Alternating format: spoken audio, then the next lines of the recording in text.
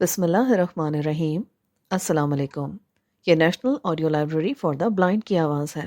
آج ہم آپ کے لیے جو کتاب ریکارڈ کر رہے ہیں اس کا نام ہے معاشی دہشت گردی، ایک معاشی ضربکار کا اعتراف جرم۔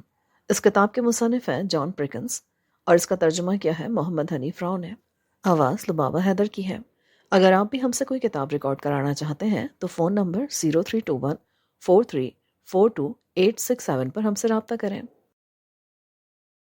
باب نمبر 4، اشتراکیت کے مقابلے میں ایک ملک کا تحفظ، صفحہ نمبر 65۔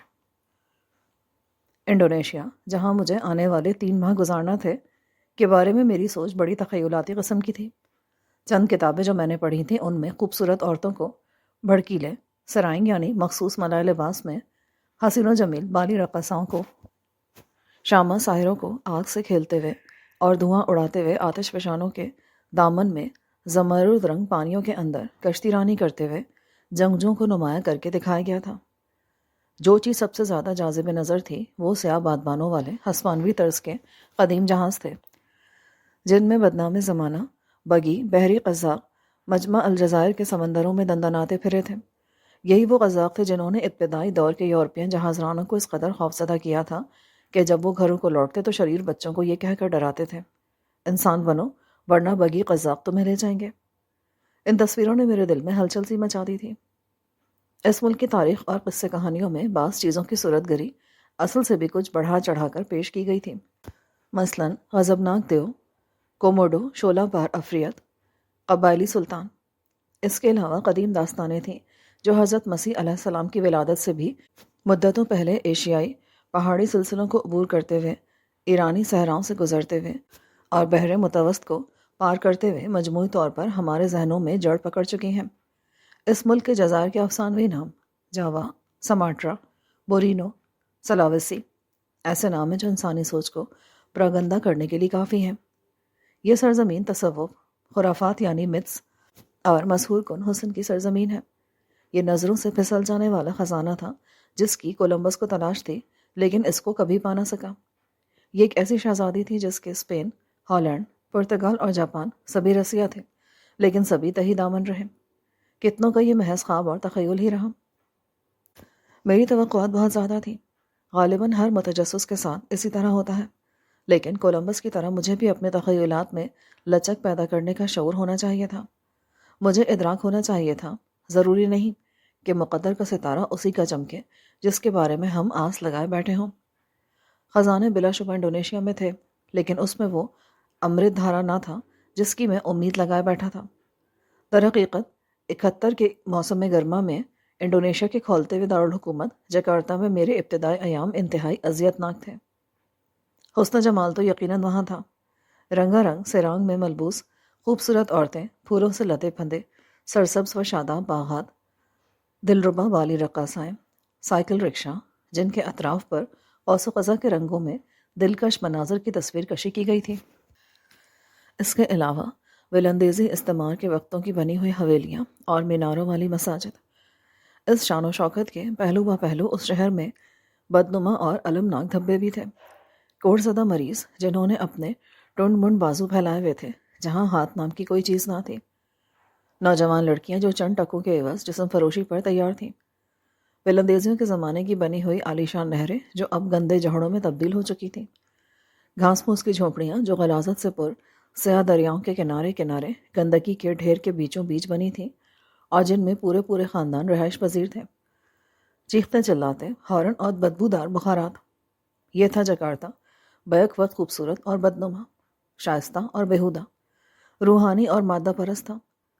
اسی جکارتا میں مسالہ جات اور باغات سے پھوٹتی ہوئی مسحور کن خوشبو اور کھلی گندی نالیوں سے اٹھنے والے بدبو کے بھپکوں کے درمیان بقا کی جنگ برپا تھی کہ غالب کون آتا ہے۔ غربت و افلاس کا مشاہدہ تو میں اس سے پہلے بھی کر چکا تھا۔ نیو ہیمپشائر میں میرے چند ہم جماعت ایسے بھی تھے جو بوسیدہ جھوپڑوں میں رہتے تھے۔ سردیوں کے دنوں میں جب درجہ حرارت نقطہ انجماد سے بھی نیچے ہوتا تھا، یہ بیچارے پتلی جیکٹوں اور پھٹے پرانے ٹینس شوز میں اسکول آیا کرتے تھے۔ انہیں نہائے ہوئے عرصہ گزر جاتا تھا اور ان کے جسموں سے بدبو کے بھپکے اٹھتے تھے۔ میں خود انڈیز یعنی ایکواڈور دہقانوں کے ساتھ کچے جھوپڑوں میں رہا ہوں جن کی خوراک محض بھنا ہوا غلہ اور آلو تھے۔ وہاں ایسا لگتا تھا کہ ایک نوزائیدہ بچہ شاید ہی اپنی سالگرہ کا دن دیکھ سکے۔ میں نے غربت کو بہت قریب سے دیکھا ہے، لیکن جو کچھ جکارتا میں دیکھا اس کا تو میں نے کبھی تصور بھی نہیں کیا تھا۔ ہماری ٹیم ملک کے عالیشان ہوٹل انٹر کانٹیننٹل میں قیام پذیر تھی۔ یہ ہوٹل پین امریکن ہوائی کمپنی کی ملکیت تھا۔ اس دور میں انٹر کانٹیننٹل ہوٹلوں کا ایک سلسلہ پوری دنیا پر پھیلا ہوا تھا، جو سب کے سب پین امریکن کے تھے۔ یہ غیر ملکی صاحب ثروت لوگوں، خصوصاً تیل کمپنیوں کے اعلیٰ عہدیداروں اور ان کے اہل خاندان کی ضرورتوں کو پورا کرتے تھے۔ انڈونیشیا میں ہماری آمد کے پہلے روز ہمارے پروجیکٹ مینیجر چارلی النگ ورتھ نے ہوٹل کی سب سے اوپر والی منزل پر ہمیں رات کے کھانے پر مدعو کیا۔ چارلی جنگ کے بارے میں ایک ماہر نکتہ رس نقاد تھا۔ اس کا زیادہ تر فارغ وقت بڑی بڑی جنگوں اور عسکری قائدین کی تاریخ اور تاریخی ناول پڑھنے میں گزرتا تھا۔ وہ جنگ ویتنام کا پرجوش حامی تھا اور سپاہیانہ ذوق و شوق کے اظہار کے لیے عموماً فوجی لباس زیب تن کرتا۔ حسب معمول آج بھی اس نے ڈھیلا ڈھالا خاکی لباس پہنا ہوا تھا جس پر فوجی نشانات جڑے ہوئے تھے۔ ہمیں خوش آمدید کہنے کے بعد اس نے ایک سگار سلگایا اور شیمپین کا گلاس اٹھاتے ہوئے بولا، ہم سب کی خوشحالی کے لیے۔ ہم نے بھی اس کا ساتھ دیا اور گلاسوں کو کھنکھناتے ہوئے یک زبان ہو کر بولے، ہم سب کی خوشحالی کے نام پر۔ سگار کے دھوؤں کے مرغولے چھوڑتے ہوئے اس نے کمرے کا جائزہ لیا، تعریفی نظروں سے دیکھتے ہوئے کہنے لگا، ہماری یہاں اچھی آؤ بھگت ہوگی۔ اس نے اپنی بات جاری رکھی، انڈونیشی بھی ہمارا خاص خیال رکھیں گے، اس کے علاوہ امریکی سفارت خانہ بھی ہمارا مددگار ہوگا، لیکن یہ نہیں بھولنا چاہیے کہ ہمیں یہاں ایک مشن کی تکمیل کرنا ہے۔ کچھ کاغذات پر نظریں جماتے ہوئے کہنے لگا، ہم یہاں جاوا کو بجلی فراہم کرنے کے سلسلے میں ایک ماسٹر پلان تشکیل دینے کے لیے آئے ہیں جو دنیا کا سب سے زیادہ گنجان آبادی والا خطہ ہے، لیکن یہ اصل مسئلہ کا معمولی سا حصہ ہے۔ اس کے چہرے کے تاثرات سنجیدہ ہو گئے۔ اس کو دیکھ کر میرے ذہن میں جارج سی اسکاٹ کی یاد تازہ ہو گئی، جس نے جنرل پیٹن کا کردار ادا کیا تھا، جو چارلی کے ہیروؤں میں سے ایک تھا۔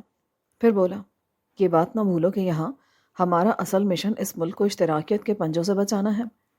جیسا آپ جانتے ہیں، انڈونیشیا کی تاریخ طویل اور الم انگیز ہے۔ اب جب کہ یہ ملک 20ویں صدی کے دہانے پر کھڑا ہے تو اس کے سامنے پھر ایک آزمائش آن کھڑی ہے۔ ہماری ذمہ داری یہ ہے کہ اس کو اس کے شمالی پڑوسی ممالک ویتنام، کمبوڈیا اور لاؤس کے نقش قدم پر چلنے سے روکیں۔ اس مقصد کے لیے ایک ہم آہنگ اور باہم مربوط بجلی کا نظام مرکزی اہمیت کا حامل ہے۔ تیل کی استثنا کے ساتھ یہ کسی اور کے مقابلے میں واحد عنصر ہے جس کے ذریعے یقین دہانی ہو سکتی ہے کہ سرمایہ دارانہ نظام اور جمہوریتی غالب رہیں گے۔ اس نے سگار کا ایک کش لیا اور چند کاغذات کو نظر انداز کرتے ہوئے کہنے لگا، جہاں تک تیل کا تعلق ہے تو ہم سب بخوبی جانتے ہیں کہ ہمارا اپنا ملک تیل کا کس قدر محتاج ہے۔ اس معاملے میں انڈونیشیا ہمارا ایک طاقتور معاون ثابت ہو سکتا ہے۔ تو یہ بات یاد رکھیے کہ اس ماسٹر پلان کو لے کر جیسے جیسے آپ تکمیل کے مراحل کی جانب بڑھیں گے، آپ کی نظر اس بات پر بھی رہے کہ تیل کی صنعت اور اس کے معاونین کو جس چیز کی بھی ضرورت پڑے، مثلاً بندرگاہیں، پائپ لائن، تعمیراتی کمپنیاں، وہ سب کچھ ان کو بجلی کے اس 25 سالہ منصوبے کے دوران ملتا رہے۔ اس نے اپنی نظریں کاغذات سے اٹھائیں اور براہ راست میری آنکھوں میں جھانکتے ہوئے بولا، دانش مندی کا تقاضا ہے کہ مد مقابل کو برتر گمان کرنے میں بھلے سے غلطی ہو جائے، لیکن اس کو فروتر سمجھنے میں کبھی غلطی نہ کی جائے۔ تم انڈونیشی بچوں یا ہمارا اپنا خون کبھی اپنے سر لینا پسند نہیں کرو گے۔ اس کے ساتھ ساتھ یہ بھی نہیں چاہو گے کہ انڈونیشیا ہتھوڑے اور درانتی یا چینی سرخ جھنڈے تلے گزر اوقات کرے۔ اس رات جب میں اپنے پرتعیش کمرے میں مکمل احساس تحفظ کے ساتھ بیڈ پر لیٹا تو کلاڈین کی شبیہ میرے سامنے ابھری۔ غیر ملکی قرضوں کے بارے میں اس کی علمی گفتگو میرے ذہن پر مسلط رہی۔ میں نے اپنے آپ کو پرسکون رکھنے کے لیے بزنس اسکول میں پڑھے جانے والے معاشیات کبریٰ یعنی میکرو اکنامکس پر مضامین کو ذہن میں تازہ کرنے کی کوشش کی۔ بالآخر تھک ہار کر میں نے اپنے دل کو تسلی دی کہ میں تو یہاں اس ملک کو ازمنہ وسطیٰ کسی معاشی کیفیت سے نکال کر دور جدید کی صنعتی دنیا میں اس کا مقام دلانے کے لیے آیا ہوں، لیکن میں جانتا تھا کہ کل سب کچھ میرے لیے معمول کی بات ہوگی۔ ہوٹل کی حدود میں واقع شاندار باغات اور سوئمنگ پول اور عمارات کے آثار سے باہر دور دراز تک پھیلے جھوپڑے اسی طرح رہیں گے۔ وہاں بچے خوراک کی کمی اور پینے کا صاف پانی نہ ہونے کی وجہ سے یوں ہی مرتے رہیں گے۔ یہ بھی حقیقت تھی کہ نوزائیدہ بچے اور جوان خوفناک بیماری میں مبتلا تھے اور انتہائی ہولناک حالات میں زندگی بسر کر رہے تھے۔ بستر میں بے چینی سے کروٹیں بدلتے ہوئے میں اس نتیجے پر پہنچا کہ چارلی اور ٹیم کے دوسرے ارکان سب کے سب خود غرضانہ مقاصد کے تحت یہاں موجود تھے۔ ہم در حقیقت امریکہ اور کارپوریٹ مفادات کو آگے بڑھانے کے لیے یہاں تھے۔ ہمارا محرک جذبہ طمع اور لالچ تھا، نہ کہ انڈونیشی باشندوں کی اکثریت کی زندگی بہتر بنانا۔ بجلی کے کندے کی طرح ایک لفظ ذہن میں آیا، کارپوریٹوکریسی، یعنی اجتماع قزاقان۔ صحیح سے معلوم نہیں کہ یہ لفظ میں نے پہلے کبھی سنا تھا یا میری ایجاد تھی، لیکن یہ درست ہے کہ یہ لفظ اس مفہوم کو پوری طرح ادا کرتا ہے جو اشراف کے اس نئے طبقے کے لیے بولا جاتا ہے جنہوں نے پورے کرۂ ارض پر اپنی حکمرانی قائم کرنے کا تہیہ کیا ہوا ہے۔ یہ چند لوگوں کے جتھے کا نام ہے جو مشترکہ مقاصد کے لیے انتہائی مربوط طریقے سے کام کرتے ہیں۔ ایک بات خاص طور پر قابل ذکر ہے کہ اس گٹھ جوڑ کے ارکان بغیر کسی روک ٹوک کے اور اکثر گورنمنٹ پوزیشن اور کارپوریٹ بورڈز کے درمیان متحرک نظر آتے ہیں۔ ورلڈ بینک کا موجودہ صدر رابرٹ میکنامارا اس سلسلہ کی نمایاں مثال ہے جو میرے ذہن میں بری طرح کھٹکتی ہے۔ یہ شخص فورڈ کمپنی کا صدر تھا، وہاں سے اٹھا تو صدر کینیڈی اور صدر جانسن کے ادوار میں وزیر دفاع رہا اور اب دنیا کے انتہائی طاقتور مالی ادارے کا سربراہ ہے۔ مجھے یہ بھی احساس ہوا کہ میرے کالج کے اساتذہ نے معاشیات کبریٰ یعنی میکرو اکنامکس کی اصطلاح کو ٹھیک طرح سے نہیں سمجھا۔ وہ اس نقطے کو نہ پا سکے کہ جب ہم معاشی ترقی کی بات کرتے ہیں تو اکثر و بیشتر یہ ہوتا ہے کہ جو لوگ پہلے سے ہی اونچی ہواؤں میں اڑ رہے ہوتے ہیں وہ بلندیوں کی نئی سطح کو چھونے لگتے ہیں، جبکہ نچلی سطح پر رہنے والے اس ترقی سے کچھ نہیں پاتے سوائے اس کے کہ ان کو مزید نیچے لے جانے والا ایک اور جھٹکا لگتا ہے۔ ایک اور بات بھی طے ہے کہ سرمایہ دارانہ نظام کو مزید صحت مند بنانے کا نتیجہ بسا اوقات یہ نکلتا ہے کہ معاشرہ ازمنہ وسطیٰ کے جاگیرداری نظام سے ملتے جلتے نظام کی طرف لوٹ جاتا ہے۔ میرے اساتذہ میں سے کچھ کو اگر اس حقیقت کا ادراک تھا تو انہوں نے کبھی اس کا اعتراف نہیں کیا۔ اس کی وجہ غالباً یہ تھی کہ بڑی بڑی کارپوریشنز اور ان کے کرتا دھرتا کالجوں کو مالی اعانت دیتے ہیں۔ اگر یہ پروفیسر حضرات حقیقت سے پردہ اٹھا دیتے تو یقیناً وہ اپنی ملازمتوں سے ہاتھ دھو بیٹھتے، بالکل اسی طرح جیسے کہ یہ کچا چٹھا بیان کر کے میری اپنی ملازمت بھی جا سکتی ہے۔ میں نے جتنی راتیں ہوٹل انٹر کانٹیننٹل میں بسر کی، یہ خیالات مجھے مسلسل پریشان کرتے رہے۔ اس طوفان کے دفاع میں کچھ بولنا خالصتاً میری ذاتی دلچسپی کا معاملہ تھا۔ نیو ہیمپشائر پریپ اسکول اور لازمی فوجی بھرتی سے نکلنے کے لیے میں نے بڑی جدوجہد کی تھی۔ اتفاقات اور سخت محنت کی ایک ملی جلی صورتحال کی وجہ سے میں نے ایک بہتر زندگی میں قدم رکھا تھا۔ مجھے کسی قدر سکھ کا سانس اس احساس کی وجہ سے بھی ملا کہ میں اپنے تمدن کی نظروں میں ایک قابل قدر کام سر انجام دے رہا ہوں۔ میں ایک کامیاب اور باعزت ماہر معاشیات بننے کی راہ پر گامزن ہو چکا تھا۔ میں وہی کچھ کر رہا تھا جس کے لیے میرے بزنس اسکول نے مجھے تیار کیا تھا۔ میں ترقی کے ایک ایسے ماڈل کو عملی جامہ پہنانے میں مدد دے رہا تھا جس کو دنیا کے بہترین دماغوں نے سند قبولیت عطا کی تھی۔ تاہم میں اکثر راتوں کو اٹھ بیٹھتا اور اپنے آپ کو پرسکون رکھنے کی یوں کوشش کرتا کہ ایک دن میں سارے کھیل کا پول کھول دوں گا۔ بالآخر میں لوئی لامور کے ماردھاڑ سے بھرپور ناول پڑھتے پڑھتے سو جاتا۔ معزز سامعین، جو ریکارڈنگ آپ نے ابھی سماعت فرمائی اسے national audio library for the blind کی جانب سے پیش کیا گیا ہے۔ ہمارے یوٹیوب چینل کو لائک، سبسکرائب اور شیئر ضرور کیجیے۔ اپنی قیمتی تجاویز اور آراء کے اظہار کے لیے ہمارے کمنٹ سیکشن کا استعمال کیجیے۔ اگر آپ بھی رضاکارانہ طور پر ہمارے اس مشن کا حصہ بننا چاہیں تو ڈسکرپشن میں دیے گئے لنک کے ذریعے ہمارے واٹس ایپ گروپ کو جوائن کیجیے۔ شکریہ۔